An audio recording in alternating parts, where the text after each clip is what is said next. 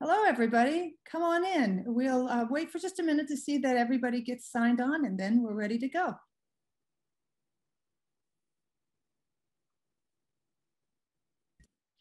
All right, welcome everybody. This is Fitzgerald Summer School session number 8, believe it or not. Whew, it's been a long month. Just as a quick reminder, this is our last formal Fitzgerald Society session, but we do have one more special session on Wednesday at 1 p.m. Eastern Standard Time and 6 p.m. on UK time, where we will be doing an academic writing and publishing workshop. And we got a lot of great special guests on that. So we're looking forward to, I believe we have about 150 people signed up for that, but we have a lot more room to go. So Gail, it's good to see you. Thank you for being the co-host for this. Good to see you too, Kirk. I'm happy to be here. I got my cloche on, my pearls, have my passport, so I am ready to go. Well, good. We decided we'd dress up for this one and pretend that we were actually going somewhere this summer instead of being stuck in Zoom. So what's the basic idea of this particular episode, Gail? What are we going to do for the next hour and so? The basic idea is to look at places where Scott and Zelda have gone that aren't the normal ones, or the ones that we think of most. We think of Paris and Nice and all of those kinds of exotic places. And we have some exotic places in what we're going to look at, but these are lesser known sites, and we just want to introduce people to all the fun places and the interesting places Scott and Zelda have gone. Great. Well, just a little techno announcement. We are not technical wizards. I am certainly not. So hopefully our PowerPoint will get us through this. But if we start having problems, we may have to switch our share screen to our YouTube channel. Some of these videos have been edited down in the interest of time, but we have uploaded on our Fitzgerald Society YouTube channel all of the longer versions that we hope folks will go to. We'll take the shorter ones down after this is over. We'll post this whole session, but some of the longer versions go into a lot more detail than we could really get into here without us being here for hours upon end, which we know people don't want to do. But we want you to stick around till the end, because what's going to happen at the end, Gail? We are going to have the announcement of where in the world the F. Scott Fitzgerald Society is going next for our next conference in 2023. So stick with us for about an hour. And the big question asked is, where will we be in 2023? All right, without further ado, we're going to go to our first site. And if for some reason you can't hear this, somebody please put that in the chat room real quick. Gail and I could hear it, but you never know what folks are home and are able to hear. So here we go.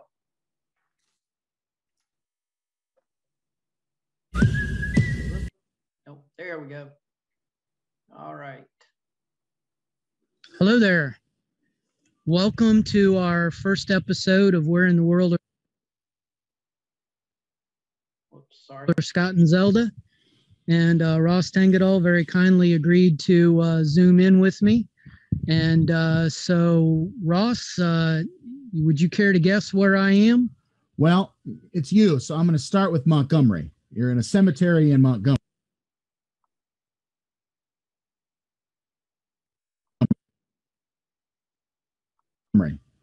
That is a good guess. A lot of people might think I'm at Oakwood Cemetery, where Zelda's parents are buried and where the Ice Palace is set, but I'm actually not. So I'm going to give you 3 clues to where I might be, if I can remember these clues. All right.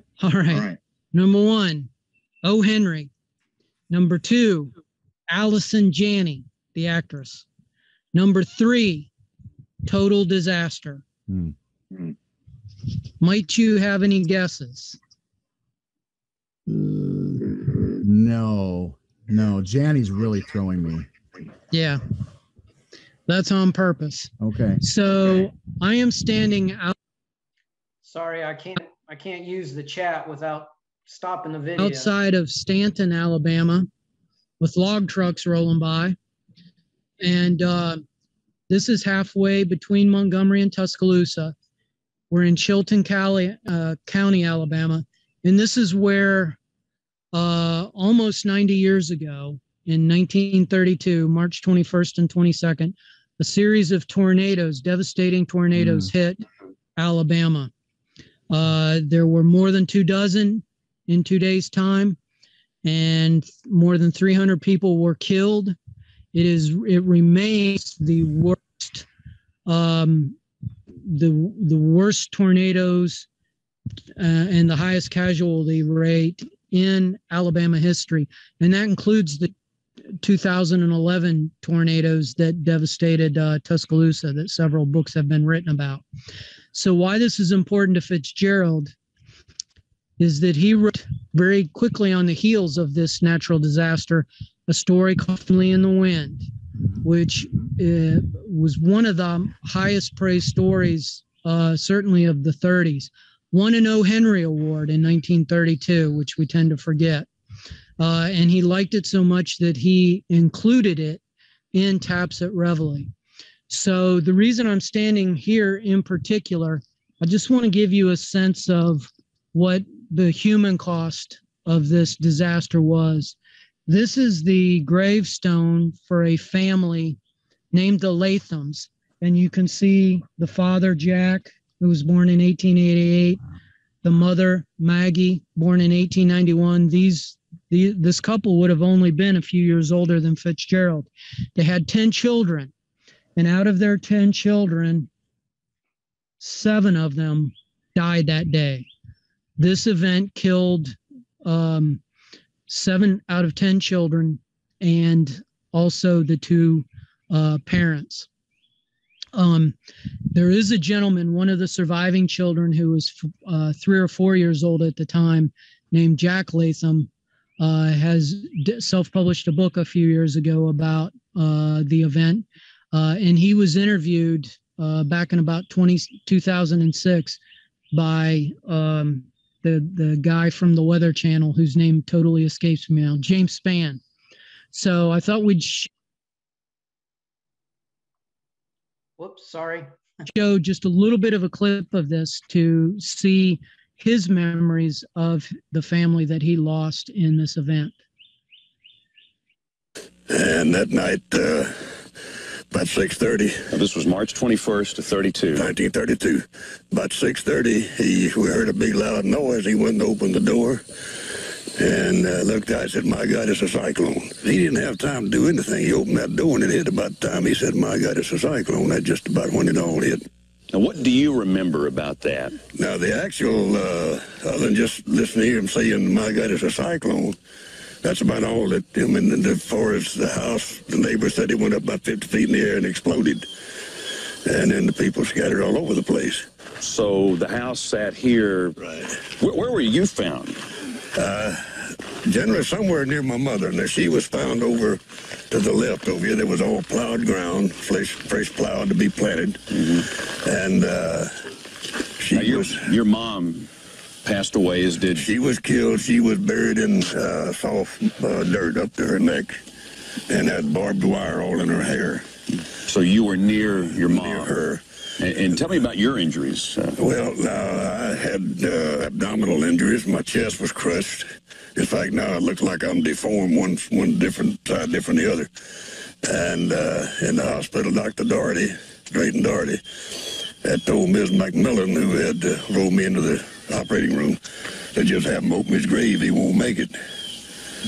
But Lord with me, I made it. You made it. Tell me about your dad. Where was he found? He was found back toward Plantersville, quite a distance away from here. So you're talking maybe more than a mile? Oh, yes. And then my younger brother was right near the road there. He was there crying and calling for Mama. And then some of my sisters that were killed were over to the right. And the oldest sister, Velma, she was found and blown back in the direction the tornado came from. back across that creek and that stand of woods over there. And she was about 22? She was 22. And all she had left on her, what she'd been wearing, was just a cuff of a dress, cuff of a sleeve of a dress. Yep. Took us to Vaughn Memorial Hospital. And we did not know anything about the family being dead until sometime after it happened. There used to be a big barn right here. And that's where Papa kept that T-Model Ford that he was so proud of when he didn't drive it when he couldn't get gas. What happened to the car? It just looked like somebody took a freight train and dropped on top of it and mashed it.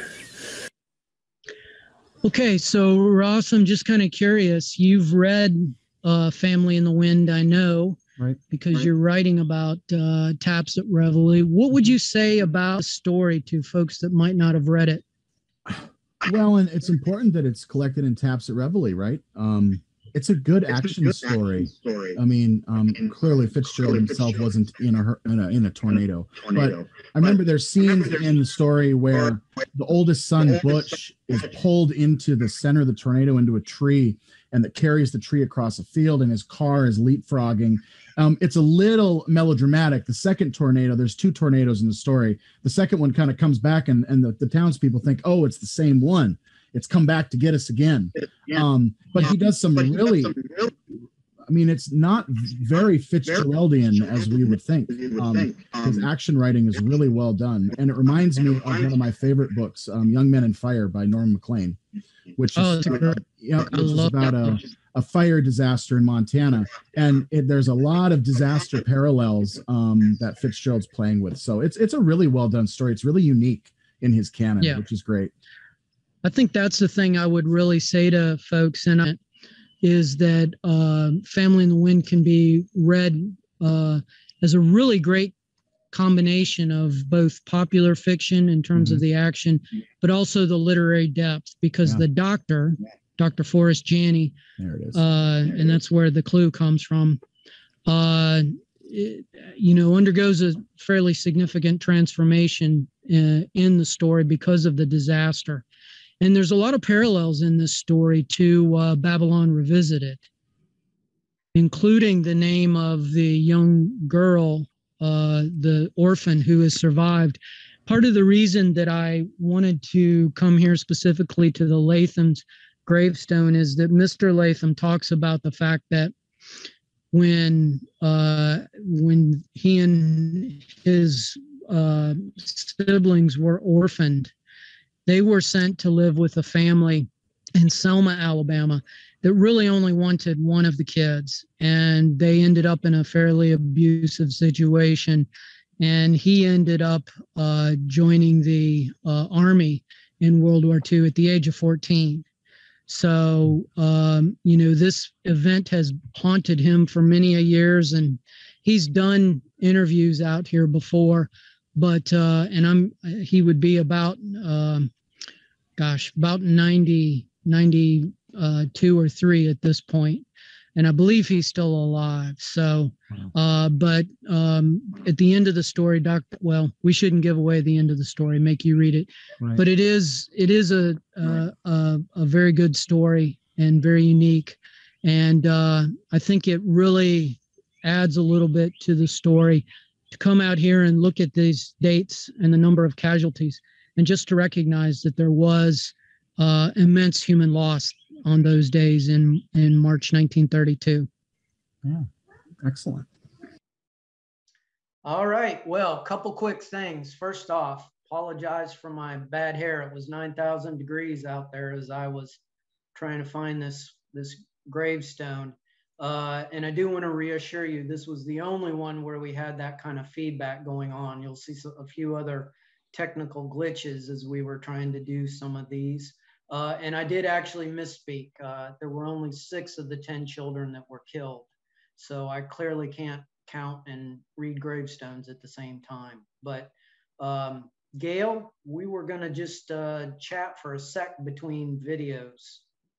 Yes, well, and I'm saying this video was a nice introduction to what may be happening here. I'm in Florida in a rainstorm, and there's thunder, and Kirk assures me he can't hear that in the background, but I'll be watching for that cyclone coming this way. So, what's interesting about doing this is that one of the things we all love about belonging to the Fitzgerald Society is traveling to all these wonderful places. So, and getting together with people that we've traveled the world with. So Kirk, what was your first Fitzgerald conference? My first one was in 1994. It was my first year out of graduate school. It was the combined Hemingway and Fitzgerald conference. And if I remember right, that was your first conference too. It was. I was still in grad school. Not that I'm younger than you, I'm not, but I started late in grad school. And so it was quite an exciting thing to go to Paris to attend a Fitzgerald Hemingway conference. We didn't meet at that conference. It was hard to meet a lot of people because we were spread out all over in different little hotels on the left bank, and the conference was on the right bank. But what a fabulous conference it was. Well, this next video we're going to go to may ring a few bells for a few of you. And before we get into it, I just want to mention there are two videos that we aren't including today in the interest of time that we invite you to go look at. So, but this next one is pretty irresistible. If I can get my PowerPoint to move forward. Hello there. Welcome to another installment of Where in the World Are Scott and Zelda? And we have a guest with us. And if you could introduce your name for us. Hi, my name is Fabian. It's a great joy to be with you. Fabian. Okay. Well, I'm going to guess you're not in Mississippi or Texas. All right. Fabian is very graciously joining us, and we have 3 clues to sort of figure out very quickly where he is. So I'm going to start my PowerPoint here, and we'll go to the from the beginning. Little technical and let's see. Sure okay, so you have 3 clues for us, Fabian. All right, where am I? The echoes of the jazz age. Okay, echoes of the jazz age. Then there is a room of fabled acoustics and 1,000 windows burning in the late sun. Now you got me really intrigued. All right. Last but not least, kissing here can lead to codependency. Oh gosh. Oh wow. Those are tough clues. I am pulling a blank right here. So maybe you should just go ahead and tell us exactly where you are.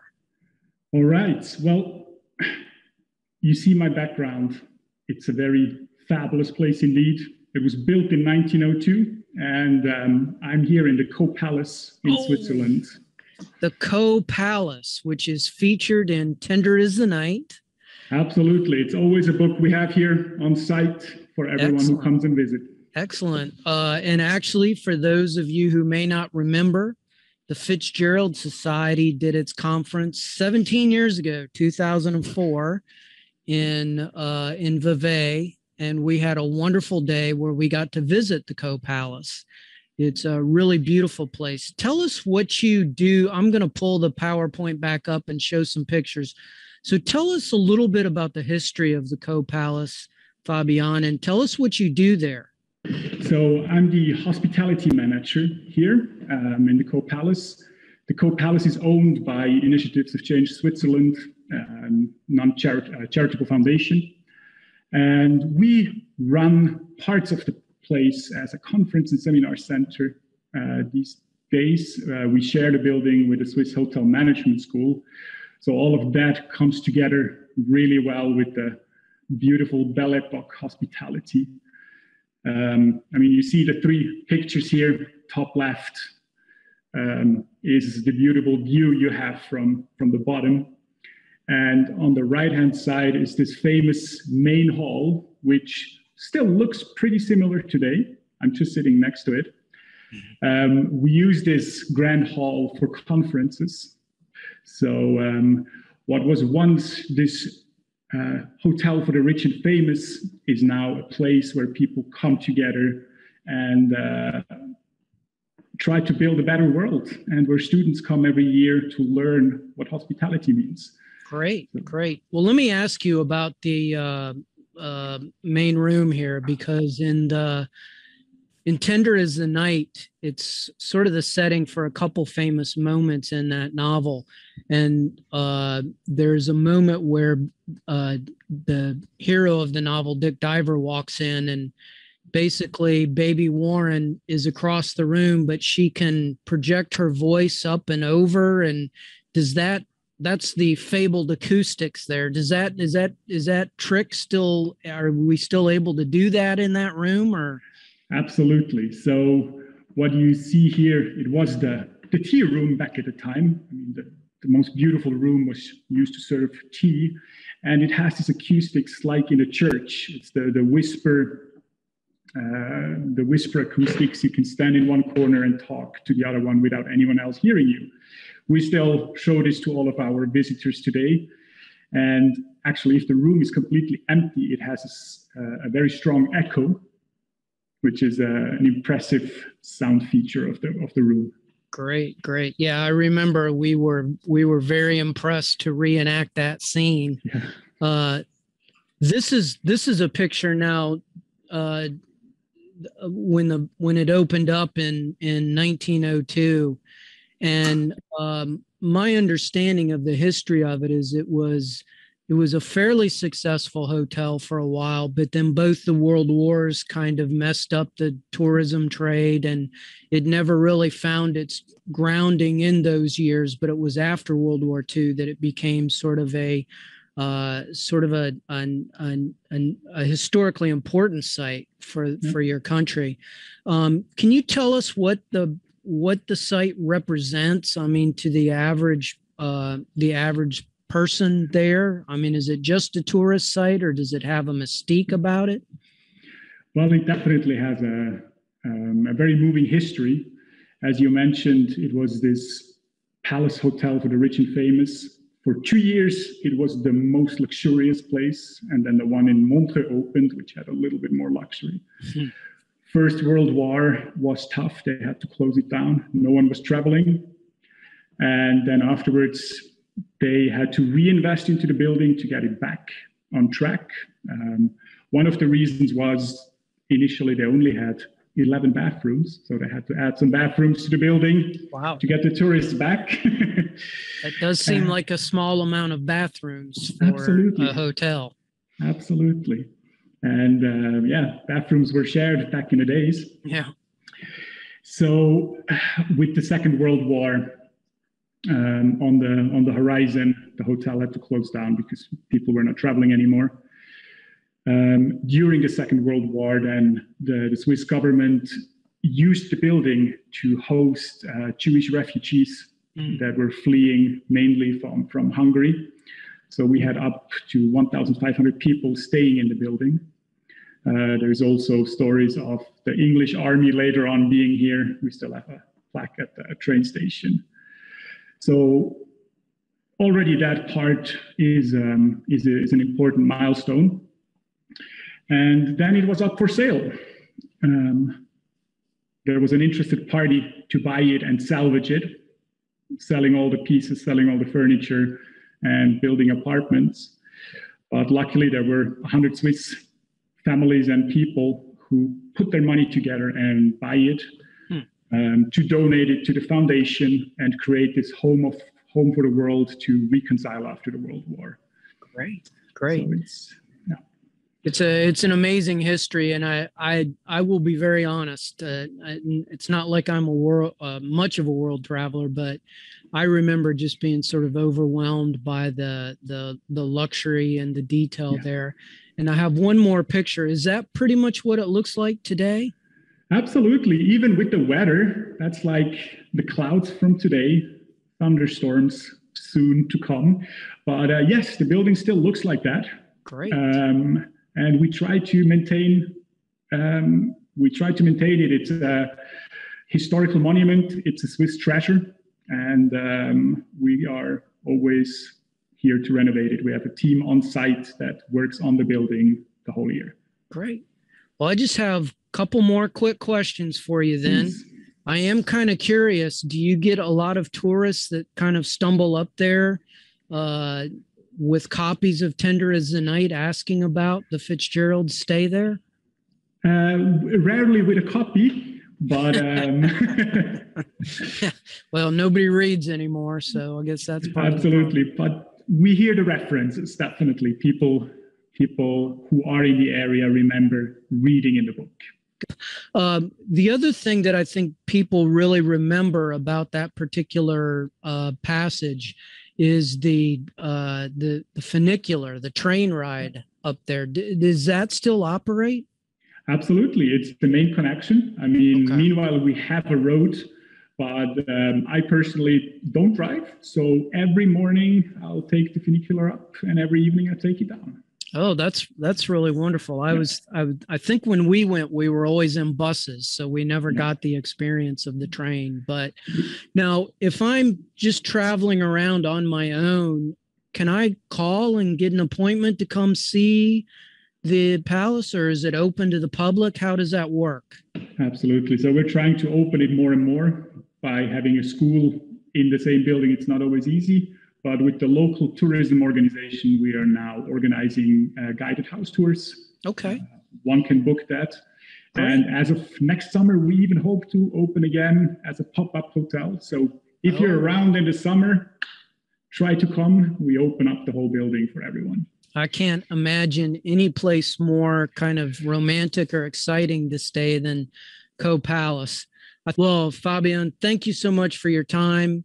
And we hope all is well there in Co. And it's very exciting. And again, I hope someday we can bring the Fitzgerald Society back there and revisit again. So I deeply appreciate your time. Thank you very much. It's been a great pleasure. And yes, you're always welcome to visit us here in Co. Great. Thank you. All right. Well, do you remember that day, Gail, going to the Co Palace? I do remember. It was so beautiful. Here we are on a mountaintop looking down at a gorgeous lake below, and just a great experience. And it reminded me of all the different methods that we have used to get places, the funicular, maybe buses, trains, planes, boats. What do you remember about Well, that day we actually went somewhere else that is pretty legendary in Fitzgerald Society. Do you remember what that place was? I remember the Castle Chillon. Yeah, we did that, but we also went to Prangin. Oh, right, yes. Which was a sad place to see, but interesting to see. Although weirdly, they had us do like Olympian games, if you remember that. We had like I do remember that competition. I'm not sure the connection to Olympic Games and the Prangin, but I remember the fierce competition. Yes. So just very quickly, if something comes up in the Q&A or the note or the chat, let me know, because I'm unable to use them without stopping these videos. So I'm sure everybody's sick of seeing me at this point. So let's, in our next video, we're going to bring in a different board member to do an interview. So. Hi, I'm Erin Templeton, and I'm on the board of the F. Scott Fitzgerald Society, and I'm here today with Bruce Johnson. Bruce, why don't you tell us a little bit about who you are and why we're speaking this afternoon? Thank you, Erin. My pleasure. I'm a writer and a book publisher. My specialty is the American arts and crafts movement. So I've written extensively about Gustav Stickley, Elbert Hubbard, potteries, Groovy, and Rookwood. And each year I host the annual National Arts and Crafts Conference, in which we bring in seminar speakers, demonstrators, have a large antique show along with that as well. And everything is focused on the arts and crafts era in America, 1895 to 1939. So where are you today? Well, I think that maybe we can give a few clues for your audience and see if they can guess where I might be at today. Let's see if the first one would be. Let's start with not the Valley of Ashes, but the city. And then a little spelling test here, in the darkest hour. And finally, with a tangent that hopefully we'll get to follow up on, hungry like the wolf. Again, important on how it's being spelled here. So does that help anybody out? Getting a very strong Duran Duran vibe. I think we're a little bit before you on that. Yeah, right. The valley, so Gatsby, but not Gatsby. The city in the darkest hour, hungry like the wolf. Yeah. So I'm gonna guess because of the spelling, wolf. We're talking about Thomas Wolfe, right? And not the Valley of Ashes, but the City of Ashes. Where did Thomas Wolfe live? Fitzgerald expert. But maybe we have a Thomas Wolfe expert in the audience. I'm going to bump it back up to number one, Valley of Ashes, but the city. Another word for city. I'm studying French right now, so I'm going to go with Ville. Asheville. All right, we'll give you're part way there. How about a little bit more, a little closer then? In the darkest hour. I'm getting that. So you're at a hotel. That is the spelling. It's got to be the Grove Park. Got to be. Got to be the Grove Park. Yeah. Built in 1913, the Grove Park Inn is probably one of the finest examples of arts and crafts architecture anywhere in the country. It's so beautiful. Yeah. What you're seeing there is the main inn, which opened up in 1913, had approximately 150 rooms. And actually today I'm sitting in room 441, is where F. Scott Fitzgerald lived during most of 1935 and 1936 here in Asheville. And so you are in the room that he lived in right now.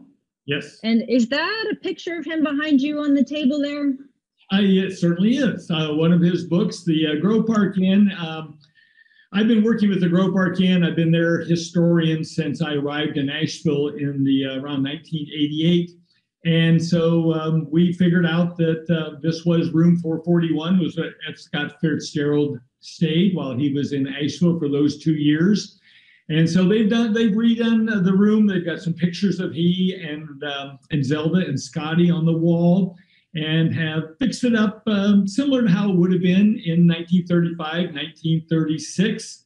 In fact, I think you're gonna see a little bit of a silent movie here. I'm sitting in that chair right there. Just can't see for a moment. And this is the F. Scott Fitzgerald room. This room connects to the room next to it, 443. And what they did for him was in 443, they took the beds out and put in a couch. So he had a living room in one side with an inner adjoining door. And then he had the bedroom here on the other side. And in 1935, 1936, I do believe it was probably one bed here at the time. I'm not sure on that. But this is where F. Scott Fitzgerald lived. And if you notice the windows in the background, a lot of people, when they stay at the Grove Park Inn, they want windows on the other side of the hotel because that overlooks the French Broad River Valley and the Blue Ridge Mountains. Fitzgerald, however, with always had the eye for an attractive lady throughout his life. And he specifically wanted a room on the fourth floor on this side of the hotel as it overlooks the piazza down below, where he would see each guest as they arrived and got out of their taxi cab or their car, so he could scan the incoming guests in case there was somebody he wanted to hustle down the stairs and perhaps to meet in the Great Hall. That's amazing. And I think that we had just seen before the video a couple of other historical pictures. Yes. Right. Yeah, the Great Hall, which you'll see on the right-hand side, has not one fireplace, but there's actually two fireplaces at either end of the Great Hall. It is sort of medieval looking, and you can see by the size, the women in the photograph standing in front of the fireplace, you could literally park a car inside that fireplace. It was inspired by the fireplace in the Old Faithful Inn at Yellowstone. But when E.W. Grove and his son-in-law, Fred Seeley, decided to build the Grove Park Inn, they decided they would have not one, but two fireplaces.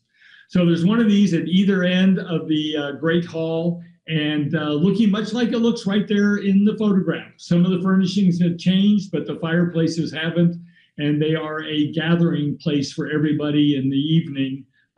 So many hotels you go to, people disappear into their rooms at night. Here at the Grove Park Inn, they all congregate down in the Great Hall, as Fitzgerald did himself as well. And on the left, you'll see the old hickory rockers. This picture would have been taken around 1913, based on, what we know about the photographs and the clothing of the people sitting there. But many people came here just to, as Fitzgerald did. His reason for coming to Asheville was because he thought he had tuberculosis. Turned out what he had was, alcoholism, insomnia, dependence on some drugs, and he was pretty much worn out. And so 1935, 1936, he's here. 1936, he turns 40 years old. He agrees to give what he thought was going to be an interview that was going to revive his literary reputation. Instead, it was basically his literary obituary. And here in room 441, just a few feet away from where I'm sitting right now, F. Scott Fitzgerald attempted suicide by taking a handful of pain pills that he'd been given for a dislocated shoulder that he suffered here. And had it not been for the fact that someone alerted the nurse and they got him to discharge his barbiturates, that the Grove Park Inn avoided being the site where F. Scott Fitzgerald died. So glad that didn't happen here. So to wrap things up a little bit, first of all, I want to call our viewers' attention to your two books, which are on display on the screen. We see one that is specifically about the Fitzgeralds and also Thomas Wolfe, and the other one that is about the Grove Park Inn as a place, which I think probably touches on these personalities a little bit too, but also wraps in a lot of the other things that you mentioned very early on in our conversation. So if our viewers were going to come to Asheville, in addition to seeing the beautiful Grove Park Inn, where else would you recommend that they visit? Well, for a literary stop, just about a mile from here, downtown Asheville, is the Thomas Wolfe Home and Museum. You don't want to miss that. It's a wonderful turn-of-the-century Victorian home that his mother ran as a boarding house, and the Wolfe children grew up in, and that house has been totally restored. It's a wonderful step back in time. And so you definitely want to go to the Thomas Wolfe House and then walk around downtown Asheville. Downtown Asheville was spared the urban renewal destruction of the 1960s. So it has lots of those 2- and 3-story brick storefronts with great shops, galleries, bars, music venues. It's a great walking downtown. And then south of town is the Biltmore Estate, 250-room home of George and Edith Vanderbilt, completed in 1895. Vanderbilts lived there until George Vanderbilt died in 1914. You spend a whole day there. Anybody who tries to do the Biltmore House in 2 or 3 hours will be sorely disappointed. They've expanded to include a wonderful winery, hiking trails, shops. They even have their own hotel now as well. And then the other stop on your literary tour should be down to Flat Rock, Hendersonville area, where Carl Sandburg had a farm, and the Carl Sandburg farm and his wife Lillian's herd of prize-winning goats are still there, and it again is a wonderful day in and of itself. So as I tell people, if you're coming to Asheville, you want to have 2 or 3 days to really soak it all in, to drive around on the Blue Ridge Parkway. We have whitewater rafting. For the golfers, there are 3 historic Donald Ross golf courses in Asheville. I'm not a golfer, but I don't know of any other city that has 3 Donald Ross courses at it. It's just a wonderful place. I know I sound like the Chamber of Commerce here. I grew up in Illinois on a very flat prairie, and I came to Western North Carolina in the 1980s, and I love it dearly. It's a great place to visit, and if you have the opportunity, it's also a great place to live. Thank you so much for your time today, Bruce. We really appreciate it. Aaron, I've enjoyed it.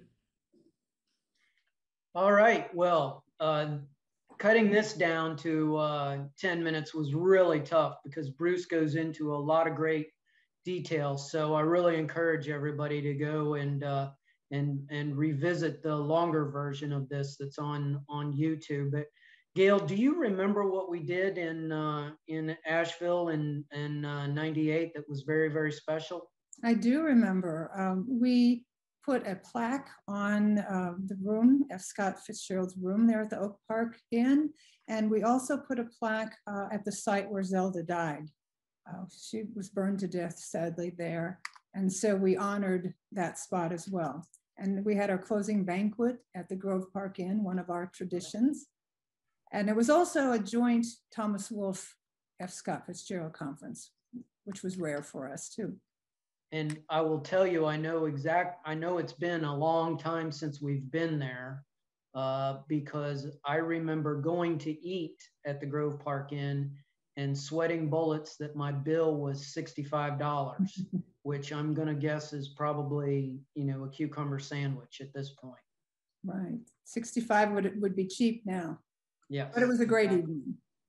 No, Asheville's a wonderful city. So I think Bruce is with us. So we want to thank him. He's a great guy and wonderful discovery. He also has a historical fiction about a play about Scott and Zelda and Thomas Wolfe in Asheville. So check that out on his site as well. All right, for our next visit, let's go. Well, hello there. Hello, Kirk. How are you? I'm doing very well. You look very familiar to me, and I'm pretty sure you're a member of the Fitzgerald Society wearing that T-shirt there. Well, I have some clues that you sent me to sort of guess where you might be. So, your first name is Jonathan. Yes. You've told me that enough. So here's Jonathan's clues. Number 1, what's our first clue? More fleas than the Red Hot Chili Peppers. Ooh, music reference there. One for the kids. No, I can actually attest to this. I got bitten by one the other night. No, it's true. I can actually show you the bite, actually, but never mind. Okay, so 2, avoid the carbs. All right, this would be, we'll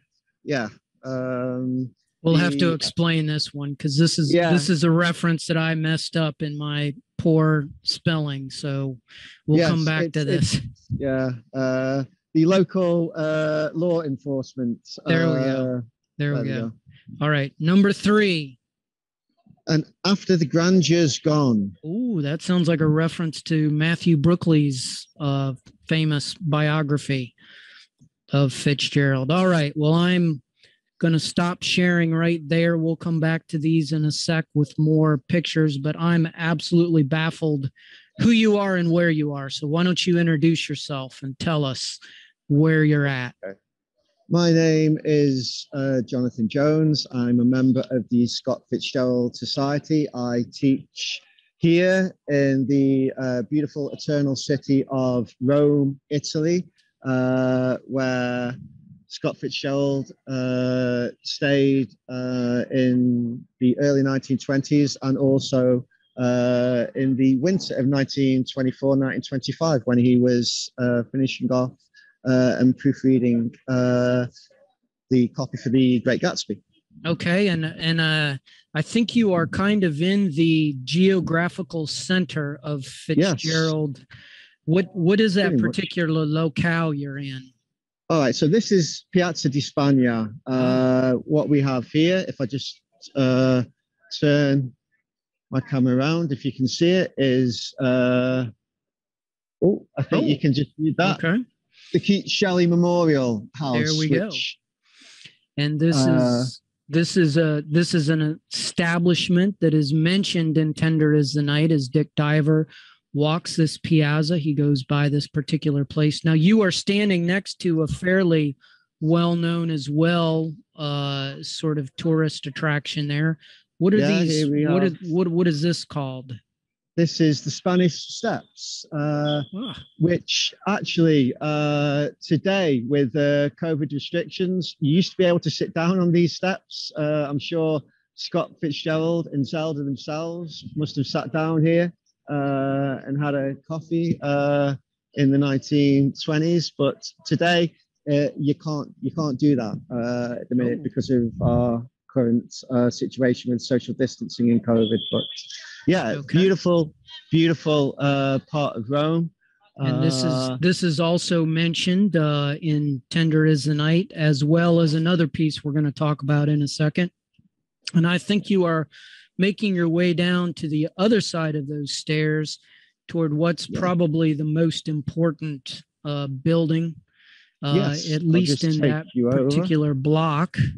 But here we have 15 Piazza di Spagna, which, if you can see that, I think.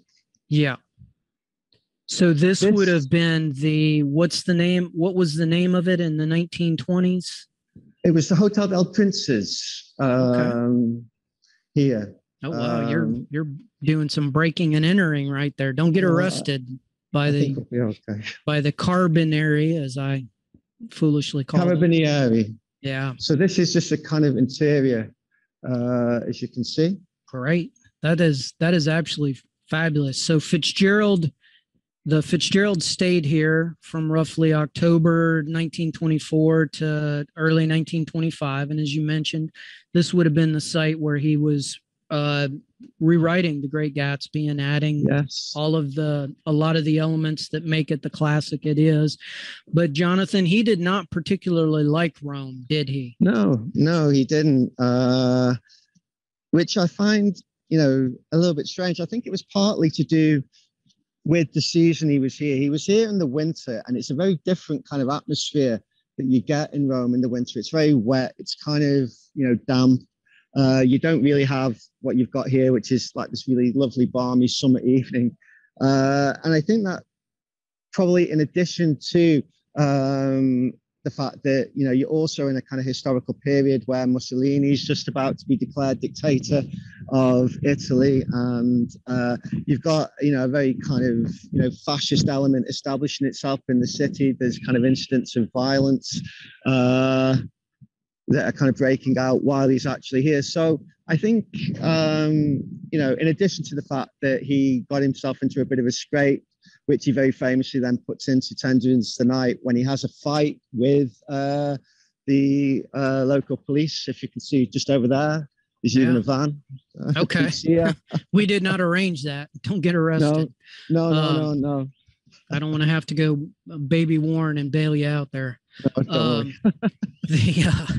There is another piece about Rome that many people perhaps aren't familiar with, because it was for many years it was very obscure, and Jim West just included it in the collection Last Kiss. But can you tell us a little bit about it, and then we'll go to the pictures that we've gathered?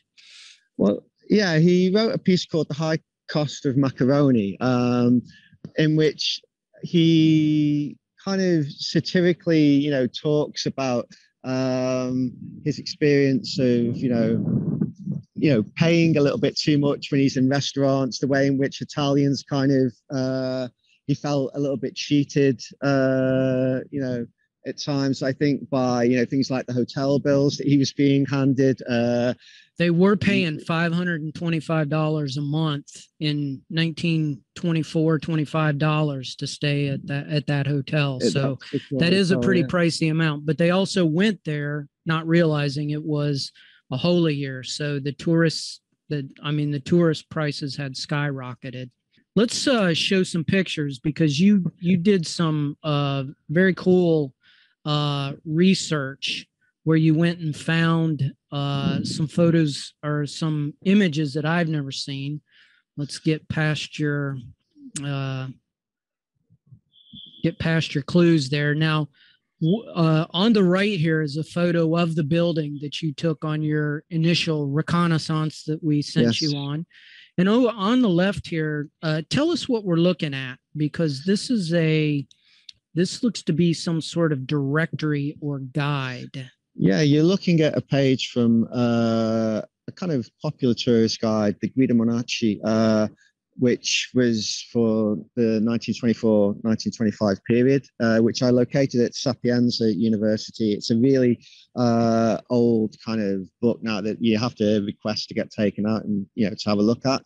You had sent me these as well. So, and these are from the period that the Fitzgeralds were there. These are kind of two artistic paintings of the Spanish Steps, which would have been how it looked around the time that Scott and Zelda were here. I mean, the Spanish Steps, they never really changed, but you can see the kind of the flowers that are being sold there, the different little markets that are being set up outside, the fashions that the people who are being painted in the pictures are wearing. They're kind of contemporary to that whole period when he would have been here. Today, it's very much, like I say, at the moment forbidden to sit down there, and there's no real flower stalls here, although they did used to have kind of at one point in the year flowers all the way up the Spanish Steps. So I think, you know, that'll hopefully come back once we're out of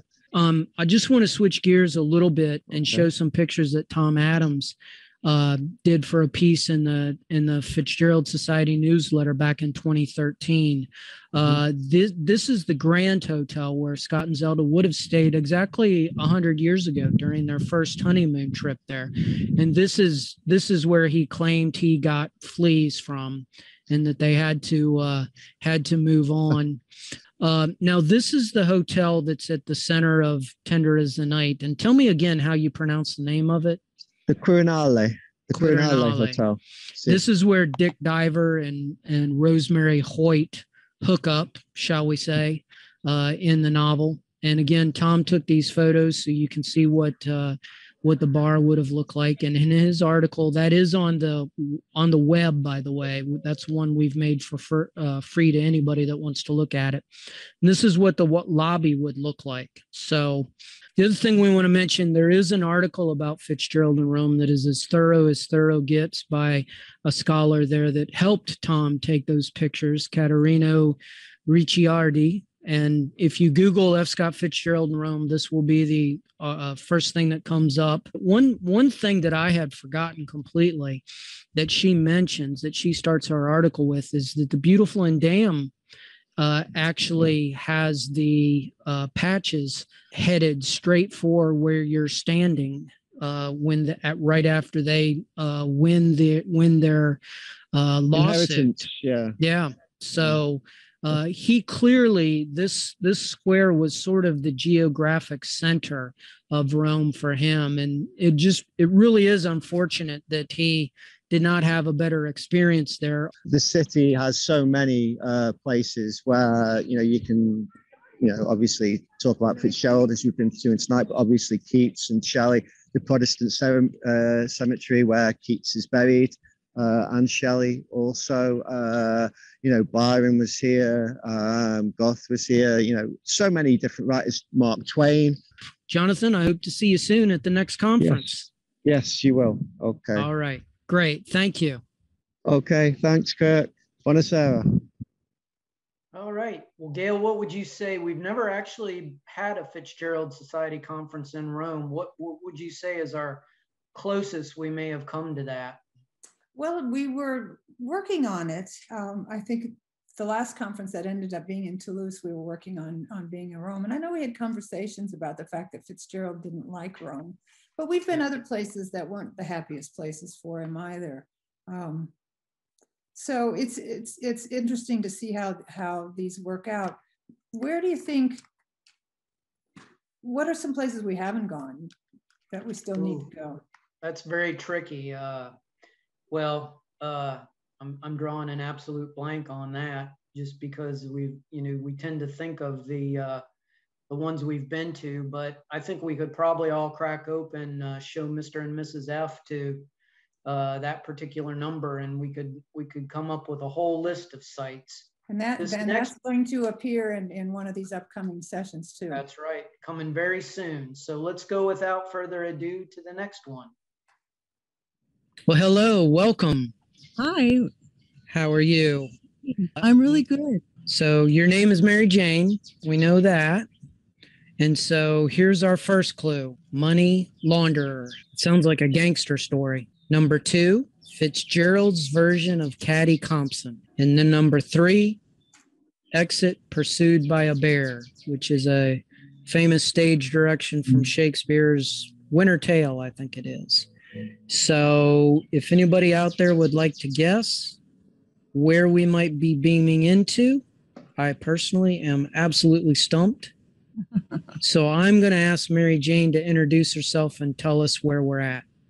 Hi, I'm Mary Jane Leving, and I'm here on the shore of Matoscabi Day, otherwise known as White Bear Lake, Minnesota. Wonderful. That's a very important location. Fitzgerald spent a lot of time as a young adult there, and also spent a big chunk of 1922 there working. And there's a couple stories that he actually references White Bear to, but he called it Black Bear. The most famous of them is Winter Dreams. So, and Mary Jane, you helped organize a fabulous day back about 4 years ago where we got to spend on the lake and really get introduced to the history of that particular area. Let me ask you this.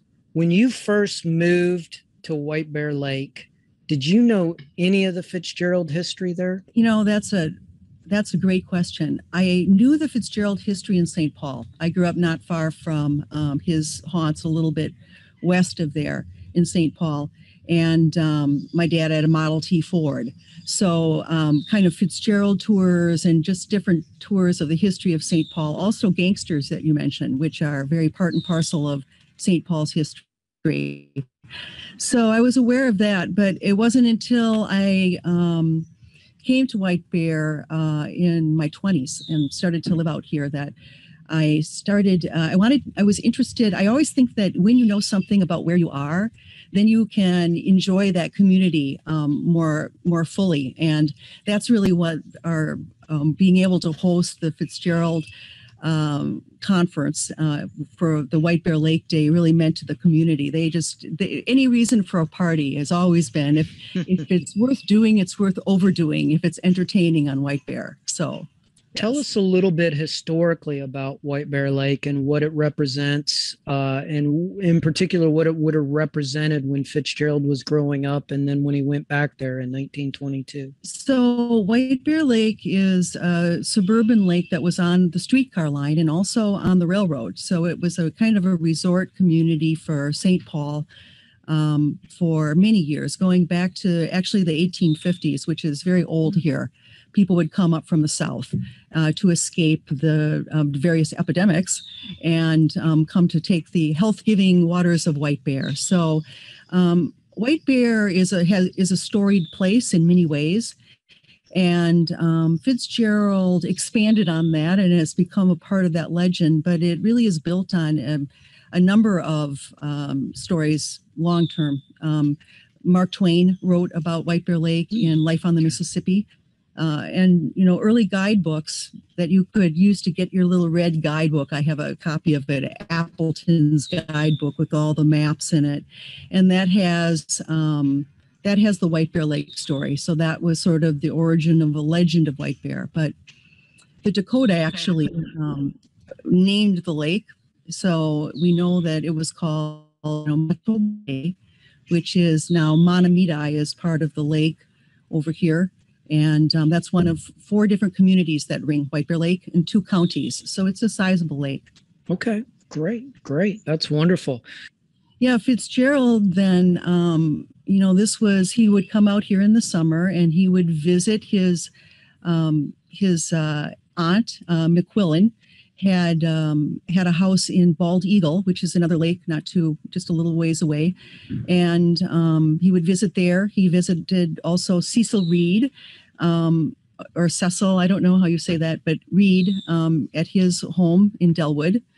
And then I think most importantly was White Bear Lake was the scene of one of his really grand successes, which was the play that he wrote and produced and organized just as he went off to Princeton, which was given at the White Bear Yacht Club. So I always think of him living there then from 1922. And they came to White Bear Lake about the time, there's a notice in the local paper, Ripples Around the Lake, it's called, and it says Mr. and Mrs. F. Scott Fitzgerald have moved to the yacht club. So that's just before the solstice. So we know that they kind of inhabited the White Bear Yacht Club within that same parameter that the framework of the Great Gatsby exists in. And in fact, when we were on the boat and you were taking us around, you pointed out that your neighbor has a marvelous, very beautiful boathouse, and that it could possibly have some connection to Gatsby. So the boathouse, which is phenomenal, was built in 1915, and it's a real landmark on the lake. And you can see it directly across over my shoulder here is where the yacht club was in the distance. So there's a red and a green light there that's always been a red and a green light. And I didn't even know it. I lived here for years and was already deep into the Fitzgerald interest. And I think the people found the switch. The switch was up in the house, and suddenly one 4th of July, the light came on. I was like, wow, that's something else. So I think that's part of the charm of White Bear, is that there are things, time moves slowly here. That's great. That's great. Now, I know that you were recently working with a guy from Golfer's Journal who was doing an article on winter dreams, which is, I think we're so used to thinking of that story and its connection to the Great Gatsby that we forget that it's a sports story. I'm wondering there, in terms of the golf course and the golf lore, does that story resonate with golfers? Well, I think that scene in Winter Dreams, when he's skiing across the golf course in winter, is very present for, and I'm not a golfer, but the idea of going out with the colored balls really early. There's that golf course was designed by a famous golf architect, which a local historian has done quite a bit. And he spoke at he was one of the featured people at the yacht club there too. When I first got out here, there were still the elders who were part of Fitzgerald's generation that would have known him. Okay. So that was in the 80s. There's a whole community that kind of brings it out here in some way. And that's, we're glad he spent some time here. It's made it even more interesting. It adds so much to the I think the color of his Minnesota stories to have that lake environment. And of course, there's a lot of sociology there, because that story is in many ways about class differences between the caddies and the kind of the club members. I know you're very active in the White Bear Historical Society. Can you give us an idea of what is important in terms of preserving the history to that community there? I think participation with a national conference like that really energizes. And then when people can enjoy it so much, and here's a little story. I think it's okay. Something was left behind, and they were so diligent in trying to find out whose it was. And I was like, I don't know, it's a million details. But they needed to get it back. And it turned out to be, I don't remember, one of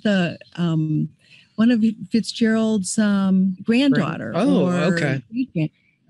It was, they were thrilled to get it back. So I thought, that's kind of a fun detail. That's a story that gets told here in White Bear. So I wanted to just give a plug too for the other very, very fine Fitzgerald White Bear Lake story. I think my favorite actually, which is he thinks he's wonderful. Yes. In fact, we're getting ready to do that for our Fitzgerald podcast. So. Oh, I love this story. I find it so interesting. And there's so much white bear sociology in that too. Mm-hmm. And so, and I guess, kind of the lake life and coming out to White Bear and getting dropped off at the Wildwood Amusement Park. And so that one is really, if you're a white bearophile, then I highly recommend He Thinks He's Wonderful. All right. So we're going to end just real quick with a couple pictures that Mary Jane is emailing us of how beautiful White Bear Lake is. And if you're ever in that area, we recommend you just go take a day out there. Now, you do have a local historical society that is open to the public. Am I correct? Yeah, White Bear Lake Area Historical Society. They've got great resources, really knowledgeable. It's it's great. And there's a boating tour of White Bear Lake that they have too, and you can get that. But yeah, and Facebook page and all of that too. So if you're interested in White Bear Lake history, I highly recommend the White Bear Lake Area Historical Society social media stuff. It's really kind of fun. Great. Well, thank you so much for your time today, Mary Jane, and hope to see you at another conference here soon. Oh, thank you so much. It was such a pleasure talking to you. Great. Well, Gail, right as that started, I realized one of the places that we've not been able to get to is Hollywood. Right. Still to come, I hope. But what a great day that was on Bear Lake. I happened to be one of the lucky guests on Mary Jane's boat that day, and beautiful time on Bear Lake. And the second time that we've been in St. Paul, which is such an important city. Yes, the first time we were there in 2002, we had a reception at the house where the Camel's Back is set up in that ballroom, which was on the third floor, amazing experience. Yeah. And I've always wanted a ballroom in my house at that point. The city won't let me add it. But, and then as you say, that day at White Bear Lake was just phenomenal. And it really does give you a sense of what that sort of lake life, again, in the longer version, Mary Jane goes into a lot more detail into a lot of the topics that we spoke about. Did you go to Delwood that day as well? There was the little town where we had lunch, or was that? This was Delwood, I think, is the house that was for sale. Did you? I don't think so. I think it was the house that had the speakeasy. Yeah. I know your mother went, and she came back telling us how wonderful it was, and I remember being sad that I had elected not to do that. I don't even remember why now, but I remember being sad I didn't. I know Tom Adams went, so he's probably got great cache of photos. And one of the things we're working on is to get a lot more of Tom's photos on our website. All right, well, I'm pretty sick of myself again, so I'm gonna switch gears and we're gonna show an interview that Gail did just very recently. This one is hot off the press. Hi, Todd. It's great to see you. And thank you so much for being here today and giving us some of your time to indulge us in a conversation. We are going to be joined by people really from all over the world, the Fitzgerald Society members, who are playing a game. And thank you for indulging us in playing this game. Where in the world are Scott and Zelda? So I'm going to put up on the screen the Where in the World Are Scott and Zelda, just because we have to have official beginning. And then I know that you have 3 clues that are going to help us guess as to your location. So let's get started with that. Wonderful. So my first clue is that I'm in a city that sounds like it's in Russia, but it's not. And by a body of water that washes up on Mexican shores, but it isn't Mexico. Russia and Mexico seem to have nothing in common. So I'm guessing we're probably not ready to make a distinction yet. So how about giving us your second clue?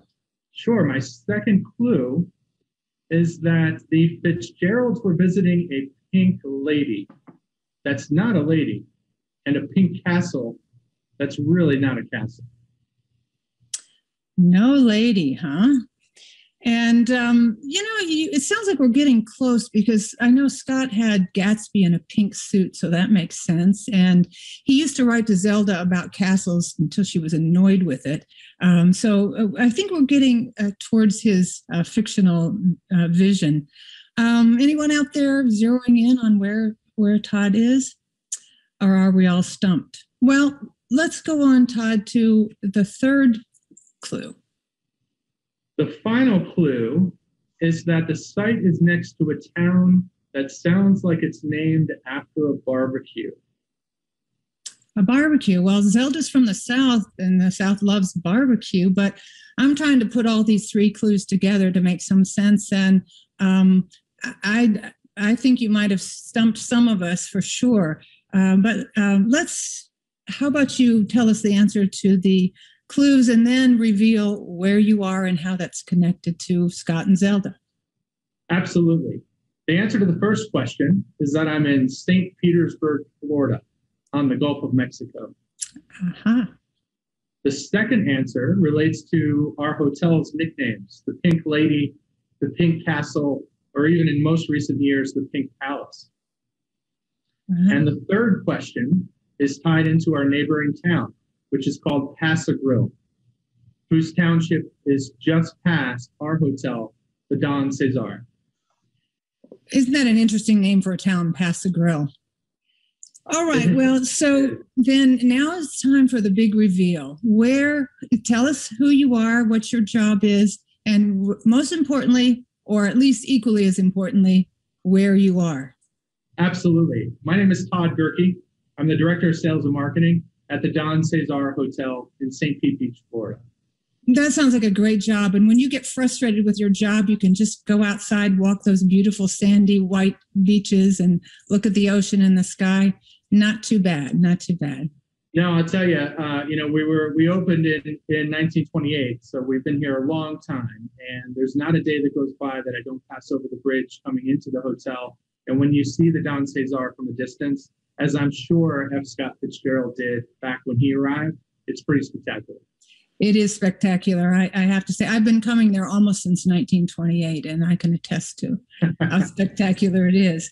Well, I'm going to put up a slide of some photos that you sent that are really early photos, I think, from the Don Cesar. So tell us a little bit about the background of the hotel. Yeah, absolutely. As I mentioned, we opened in 1928. So we are very much in what they call certainly the Gatsby era, which is, again, in relative to our conversations today. A very special place. When it opened in 1928, it was definitely the who's who of America was coming and staying with us here. We were the true, one of the first American true Florida beach resorts in that the hotel was open for 3 months a year, January, February, and March. It was closed for the rest of the time. And it was literally a place where families of the well-to-do, affluent folks in America were coming and spending time back then. So pretty special place for sure.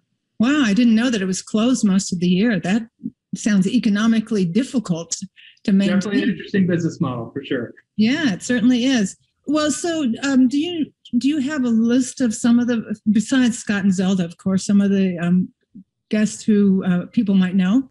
Absolutely. I mean, from that time, again, we had a lot of the retail store families, the Macy's of the world, the Rockefellers, all those folks were here. We have Scott and Zelda were here as well.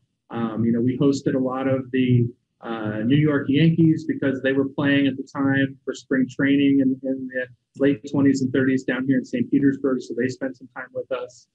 Clarence Darrow, there's a lot of traditional singers and songwriters and things. So just a really interesting time for us for sure. Yeah, oh, that's a great history. And I'm sure history continues, the who's who still coming there. It does. Well, we know we can time Scott and Zelda's stay at the Don Cesar because he wrote a letter on the hotel Stationary. So on the left here of the slide, I have this is a typed copy. Obviously, he hand wrote from the stationery on the Don Cesar. But this is a letter to Maxwell Perkins, his editor. In the opening paragraph, he's talking about that he's working on his novel Tender as the Night, and he's giving Perkins suggestion that he should go on vacation, probably because Scott is sitting in this lovely hotel on vacation. And then he's talking about how he's writing Hollywood Revisited. He had just come from work in Hollywood before they came to the Don Cesar to vacation. And then toward the end, he says, where the hell are my Scandinavian copies of The Great Gatsby?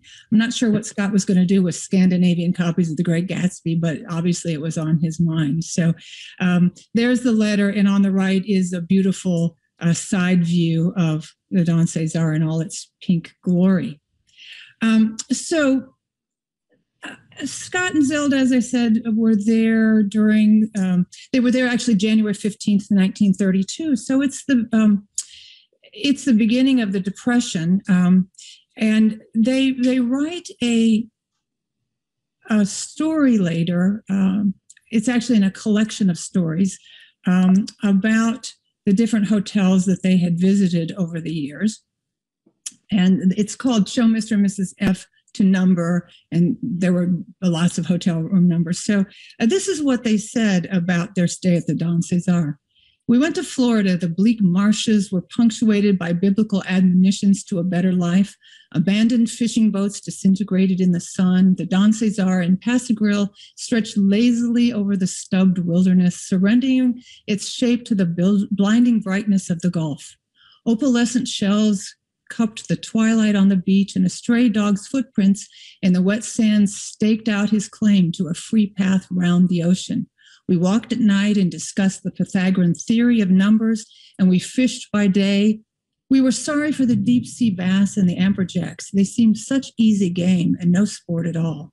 Reading the Seven Against Thebes, we browned on a lonely beach. The hotel was almost always empty, and there were so many waiters waiting to be off that we could hardly eat our meals. Well, I imagine all your guests discuss the Pythagorean theory while they're lying on the beach reading about Thebes, right? So because it's 1932 and we're post the opulent era, how might Scott and Zelda have known about the hotel? How might it have been advertised in the 30s? And what kinds of things besides lying on the beach and fishing might they have done while they were there? Sure. Yeah, absolutely. The interesting thing when you look back at that time is that St. Petersburg, Florida was actually very well known. The St. Petersburg Times was winning a ton of publishing awards. The Yankees and a lot of the teams were for the first time ever had started the Grapefruit League and were spending the springs down here as well during that time frame. So it was a pretty well-known area for kind of the who's who at the time. Thomas Rowe, who built the hotel and opened the hotel, he certainly was a very forward-thinking individual as far as the type of architecture that he selected and the way that the hotel looked. And he spent a lot of money marketing it to, the upper Midwest and the upper Northeast, and again, kind of the affluent who's who of the times to try to get them here for their winter getaways, for weeks on end where they would come and stay. So the hotel was actually very, very well known. It was also very remote. So there was nothing around the hotel at the time. It was kind of a standalone and an unbelievable piece of architecture. And so it just became very iconic, and people knew of it while they, in advance of making the trip down. Certainly the beauty of the Gulf of Mexico, the warm air, the sunshine were things that Thomas Rowe would market to the general public as being a healthy environment, a restorative environment, and that definitely drove a lot of folks to come and make the trip and visit as well.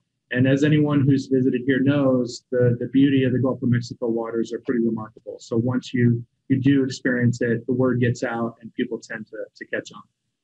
Well, Florida's beautiful in January and February, two of my favorite months here. And do you have any records of the hotel where Scott and Zelda might have stayed, what their room number was, what their bar tab was or their restaurant bill. I know the Fitzgerald Society has gone around the world to various places putting plaques up. We love putting plaques places where they were.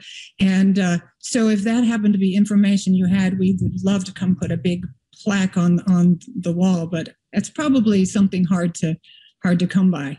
It is. You know, in addition to the Fitzgeralds, we have, as I mentioned, a lot of others who have been here as well. And we do have a hard time when we look back at that history. The Don Cesar actually over the years has gone through a lot of changes. Thomas Rowe, who originally opened the hotel, actually passed away after about 10 years of operating the hotel. So a lot of the records and things that were there of the times, unfortunately, we just don't have access to anymore. We've definitely made the Fitzgeralds a part of our story. You know, just to give an example, we have a really nice framed piece of artwork, which is on the 5th floor of the building, which has a lot of Fitzgerald novels and things kind of showcased in it.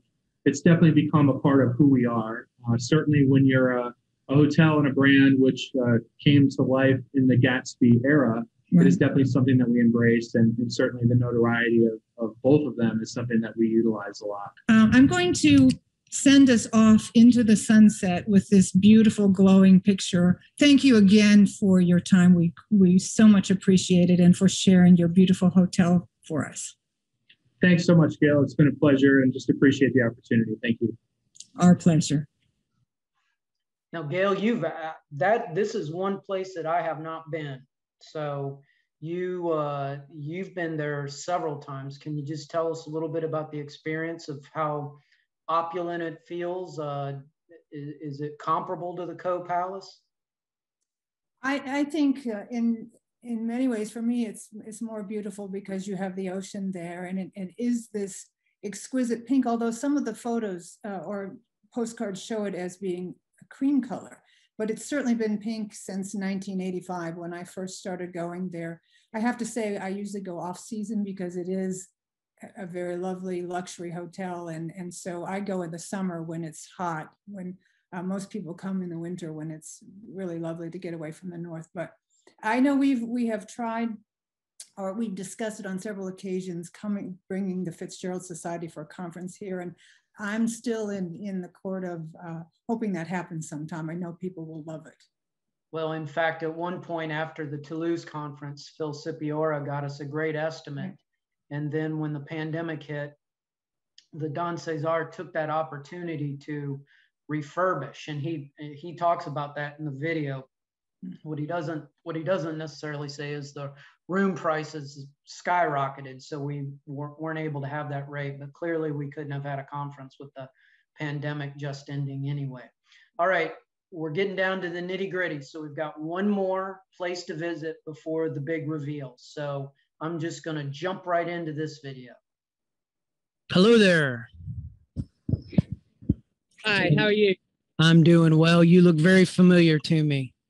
You look familiar to me too. I'm just going to ask you a quick question. Can you tell me in your native language the word for diapers? Bippies. Bippies. Oh, okay. Well, you are clearly Helen Turner then. Thank you for doing this. So okay. These are your clues. All right. So number one, a soft, rich heap of many-colored disarray, which I believe is a line from Gatsby. Surprisingly, he didn't cause a row. Okay, very unusual for Fitzgerald. Didn't get in trouble there. And three, still, it galls that he found this place so unworthy. All right, so I've studied these clues all night, and I'm absolutely baffled about where you might be. So maybe you can just go ahead and tell us where you are. Right. Well, I'm stood outside Davis and Sons on Savile Row in West London, and this is the tailor that Fitzgerald visited in 1921. In fact, 100 years ago, precisely on the 24th of this month. So we've just missed his 100th anniversary of his visit here. And that was the only time they were in England, right? Yeah, but it seems to be that he was here. He obviously got fitted at the tailors. They went to Europe. They came back, and he's had another, obviously, fitting or whatever here. So there seems to have been a gap in between, and he stayed at Claridge's and the Cecil either side of that trip, then to Europe. Great. But we're going to go in now. All right, Graham has kindly got the book out, which he had to sign in. Everybody had to be recommended, so you couldn't just walk in.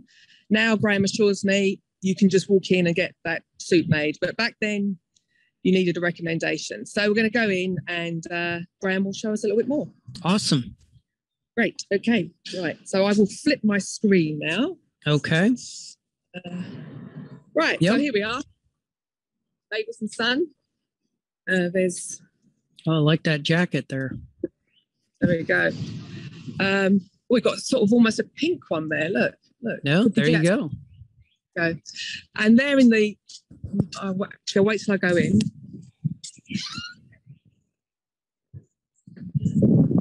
Hi there, Graham. We've got actually here Edward VIII, the king that abdicated. That's his suit that was made here. When was that? In 1961. So that's the jacket that was made here. So, okay. So I'm going to go over to Graham now. Hello, Graham. You're beaming to Alabama, of all places, where our executive director is zooming through to me. So we'd love to have a look at this book you have here. This is the address book that every customer had to fill in when they came in, where they were staying, if they were at a hotel, and who recommended them. So every customer had to have a recommendation at that point. They couldn't just come in despite whoever they were. They had to have a recommendation. Wow, so that's amazing. I'm not sure anybody's ever really hunted that down or seen that before. Yeah, it was an off chance that I contacted you, and then you came back. I was amazed, quite frankly. But I mean, over the years, funny enough, he's probably been more sought than most of our customers. Oh, really? I have had a couple of other people who've been either writing a book about him or doing research on him. So whether they're members of your society or not, I don't know. But certainly in the last 4 or 5 years, I've had a couple of other inquiries. Oh, interesting. Interesting. Great. So he was recommended by, it looks like C.D. Winash. C.D. Winash. Have you heard of him, Kirk? I have not heard of C.D. Winash. I have no idea. We'll have to do some research on that and figure out if we can know who that is. Yeah, we'll have to. I mean, I suppose it could be somebody like Graham was saying. That, I mean, do you think it could have been one of our normal customers who met him and just might have just been talking about having a suit made, and he's just said, "We'll go into Davis and Son and tell them I sent you, and that would be fine." Yeah. So it's difficult to say. Difficult to say. I suppose if I went through every entry in the book, at some point I could probably go back and find out who C.D. Winash was when he first came in and who recommended him, and then the story goes on forever. So just out of curiosity, that's a huge book there. What years does that book cover?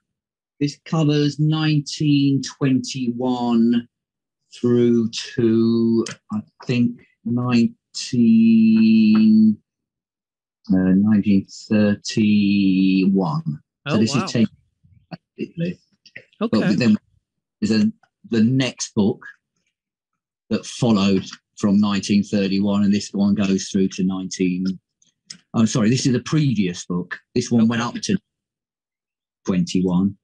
But we have got all the books going back to the 1800s. That's amazing. Those are those are 1910, yeah.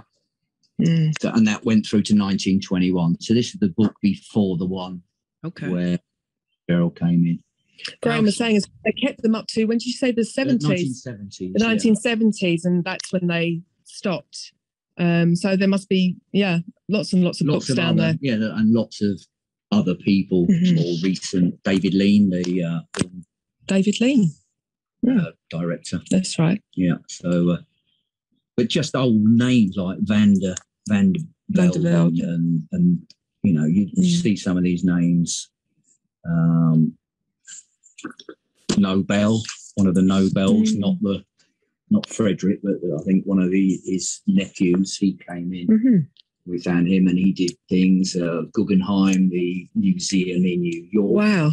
He was a customer. So quite a lot, but a lot of Americans will be in there. And that majority of our businesses up until today. Yeah. So here we are. Yeah, Savile Row. And the original shop where he would have gone was on Hanover Street, literally just off Regent Street. So they were there. Davis was there from 1803 right through to the 70s. Okay. Burlington Street, which is just around the corner. Yeah. And then we moved on to Savile Row in the 90s. So when did Savile Row become that? You know, I mean, I think most people, when they think of kind of English tailoring, they think Savile Row. When did it become the... That would have been in the 1800s. Oh, right, okay. So it's... But there were still lots of tailors in the area that weren't actually on Savile Row because it didn't suit them. Yeah. Or, you know, there's only a limited amount. Of course, because it's not a particularly big road, is it? No. All right, then, Coach, so you wave you goodbye. Yep, we are all set. Thank you very much. And Helen, I appreciate you doing this. No problem. I've learned a lot. I've had a good morning. I've gone down New Bond Street looking at all the diamonds. There you go. I'll get a nice suit next time we're all over here. I appreciate that very much. All right, then. See you soon. All right. Thank you. Bye-bye. Bye. All right. Well, that ends the PowerPoint. So at this point, I have to bring in a special guest who I believe is ready. If I can find him on our list and promote him up to, let's see. Okay. We're going to be rejoined, here we go, by another of our board members, Philip McGowan. Oh, Philip. Hello. You decided to join the party. Do you sit around the house like that frequently? Every Monday. That's what I do every Monday evening. I just get dressed up.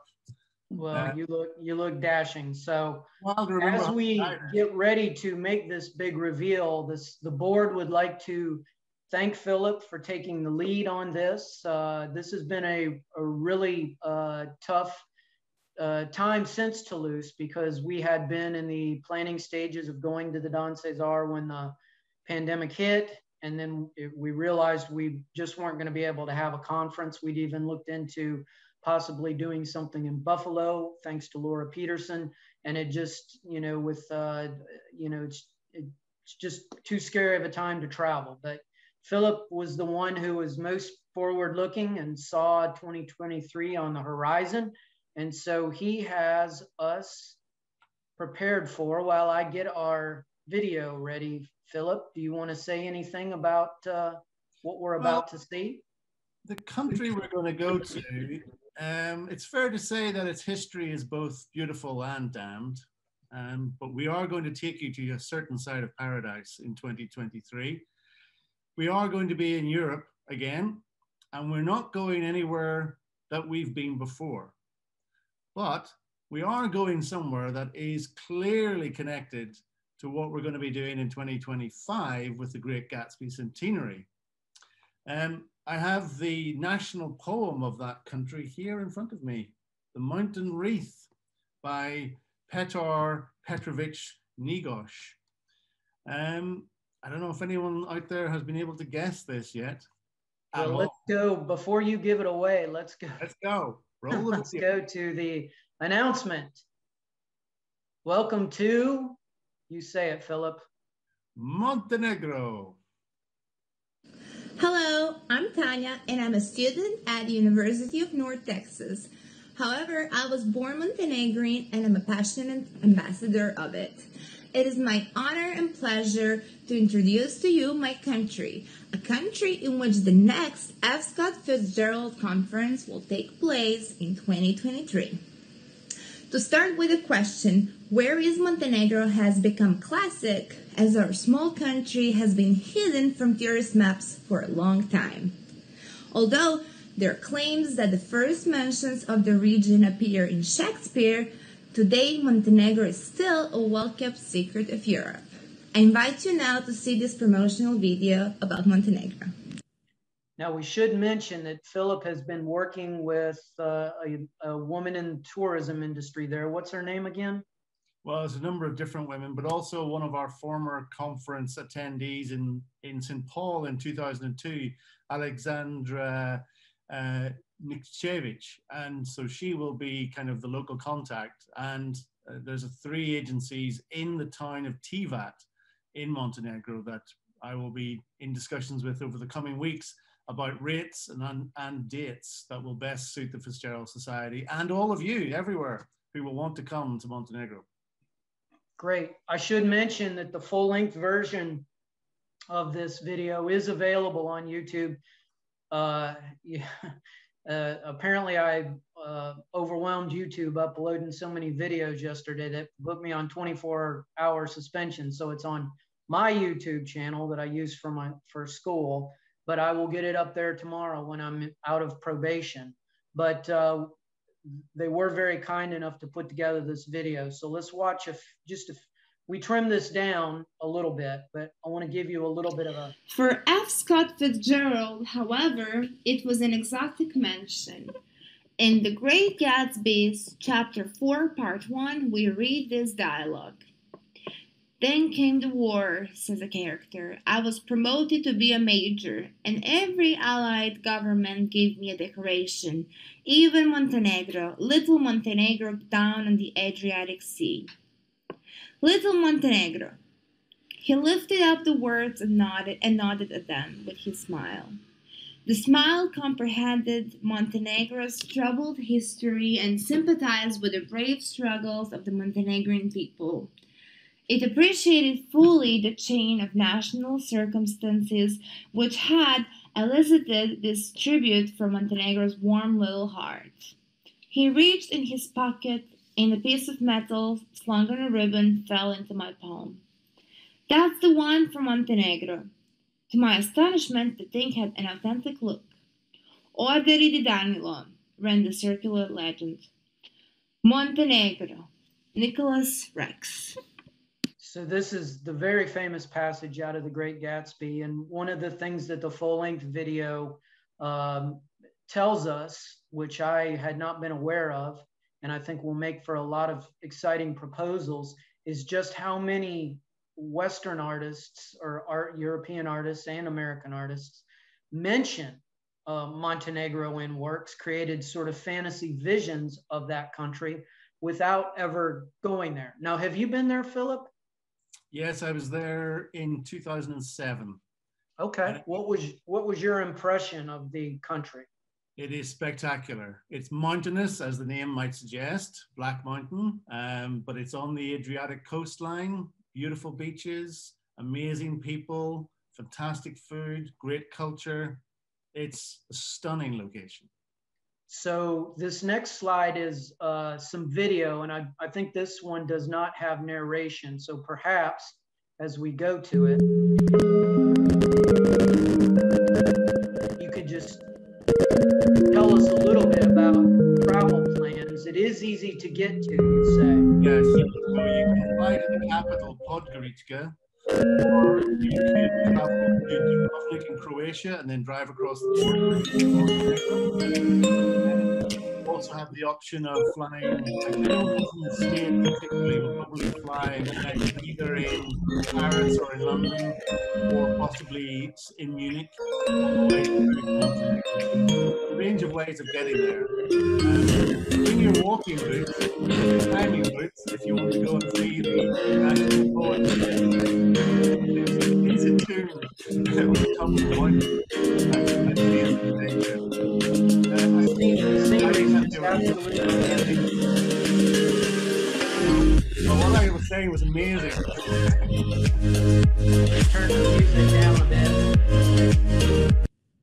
There we go. Okay, the music's down. Yes, just the best way to get there will be probably through the capital city of Podgorica.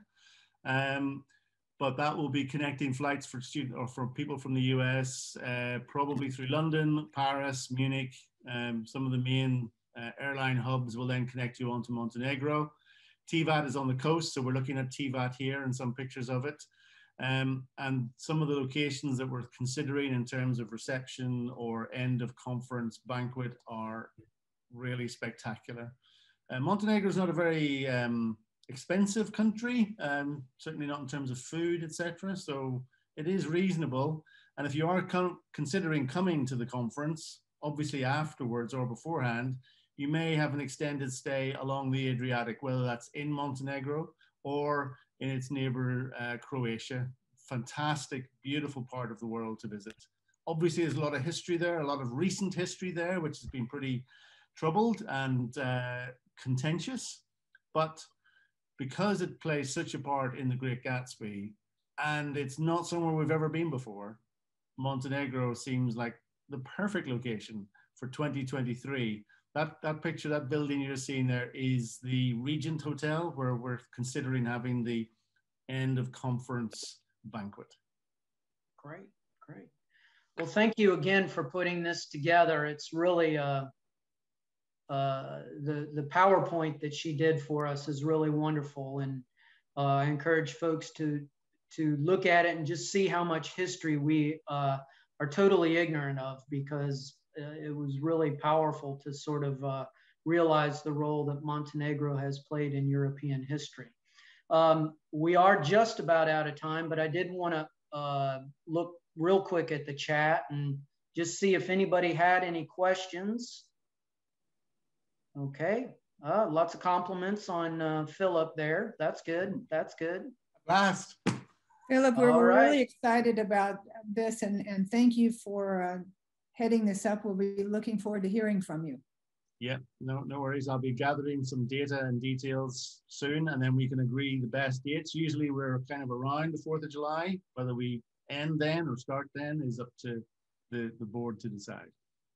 And we should mention, I know this came up when we were doing Toulouse, you know, folks are sometimes nervous traveling together. So it, you know, if it turns out that a lot of people don't want to fly in but want to take the train, we can kind of do something where we figure out how we all get down there as a group too. So we won't be stranding you, I promise.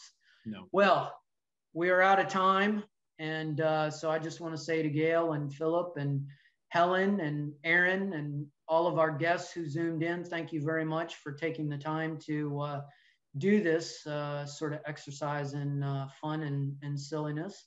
And if anybody has any questions, just send them along and the board will answer them.